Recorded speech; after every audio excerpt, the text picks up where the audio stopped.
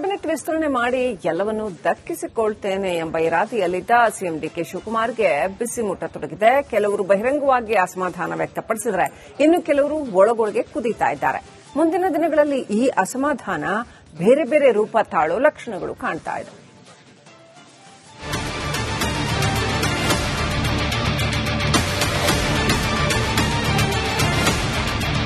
Cabinet ವಿಸ್ತರಣೆ ಬಳಿಕ ಎಲ್ಲವನ್ನು ಹೈಕಮಾಂಡ್ ನೋಡಿಕೊಳ್ಳುತ್ತೆ.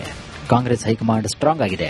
ವರಿಷ್ಠರ ಸೂಚನೆಗೆ ಎಲ್ಲರೂ ಕೂಡ ತಲೆಬಾಗಲೇಬೇಕು ಎಂಬ ನಿಲುವಿನಲ್ಲಿದ್ದಂತಹ ಸಿಎಂ ಡಿಕೆ ಶಿವಕುಮಾರ್ ಈಗ ತಮ್ಮ ವರಸೆಯನ್ನ ಬದಲಾಯಿಸಿಕೊಂಡಿದ್ದಾರೆ. ರಾಜೀನಾಮೆ ಕೊಟ್ಟರೆ ಅಂಗೀಕಾರ ಮಾಡುತ್ತೇವೆ ಎಂದಿದ್ದ ಬಂಡೆ ಈಗ ಬದಲಾಗಿದ್ದಾರೆ. ಬೆದರಿಕೆಗಳಿಗೆ ಬಗ್ತಾರೆ ಅಂದುಕೊಂಡಿದ್ದ ಡಿಕೆ ಶಿವಕುಮಾರ್ಗೆ ದಿನೇ ದಿನೇ ಸಚಿವ ಸ್ಥಾನ ವಂಚಿತರ ಬಿಸಿ ಮುಟ್ಟುತ್ತಾ ಇದೆ. ಸಿಎಂ ಡಿಕೆಶಿಗೆ ತಟ್ಟಿದ ಅಸಮಾಧಾನಿತರ ಬಿಸಿ.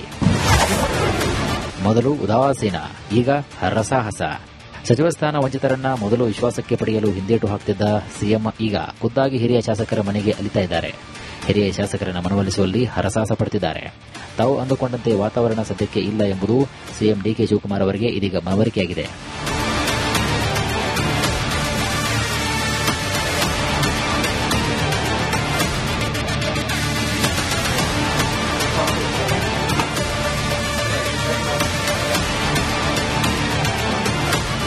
ಮಂತ್ರಿಗಿರಿ ಸಿಗದೇ ಇರೋದಕ್ಕೆ ಹಿರಿಯ ಶಾಸಕ ಎಂ ಕೃಷ್ಣಪ್ಪ ಸಿಡಿದೆದ್ದು ನಿಂತಿದ್ದಾರೆ.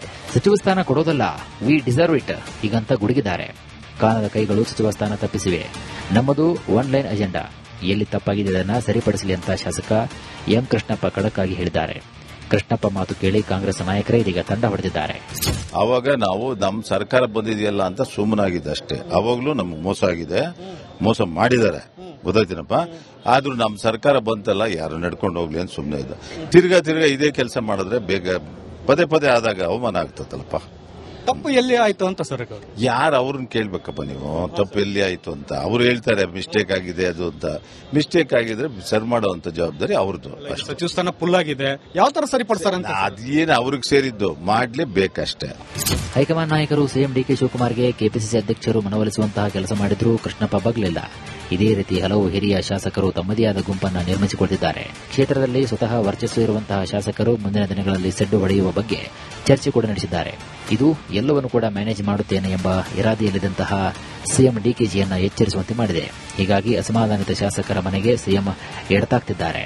ಇವೆಲ್ಲ ವಿಷಯಗಳು ಮಾನ್ಯ ಮುಖ್ಯಮಂತ್ರಿಗಳ ಗಮನಕ್ಕೆ ಇದೆ, ವರಿಷ್ಠರ ಗಮನದಲ್ಲೂ ಇದೆ. ಇಂಥ ಎಲ್ಲಾ ಪ್ರಸಂಗ ಬಂದಂತಹ ಸಂದರ್ಭದಲ್ಲಿ ವರಿಷ್ಠರು ಸೂಕ್ತವಾದಂತಹ ತೀರ್ಮಾನವನ್ನು ತೆಗೆದುಕೊಂಡಿದ್ದಾರೆ. ಈ ಸಲನೂ ರಾಜ್ಯದ ಹಿತದೃಷ್ಟಿಯಿಂದ, ಪಕ್ಷದ ಹಿತದೃಷ್ಟಿಯಿಂದ ಒಳ್ಳೆ ತೀರ್ಮಾನ ತಗೋತಾರೆ. ಮತ್ತೆ ಇದೆಲ್ಲ ಹ್ಯಾಪಿ ಎಂಡಿಂಗ್ ಆಗುತ್ತೆ. ಒಟ್ನಲ್ಲಿ ಕಾಂಗ್ರೆಸ್ನಲ್ಲಿ ಈಗ ಭಿನ್ನಾಭಿಪ್ರಾಯದ ಹೊಗೆ ಆಡ್ತಾ ಇದೆ. ಈ ಅಸಮಾಧಾನ ಮುಂದೆ ಯಾವ ರೂಪವನ್ನು ತಾಳುತ್ತೋ ಕಾದ್ ನೋಡೋಣ.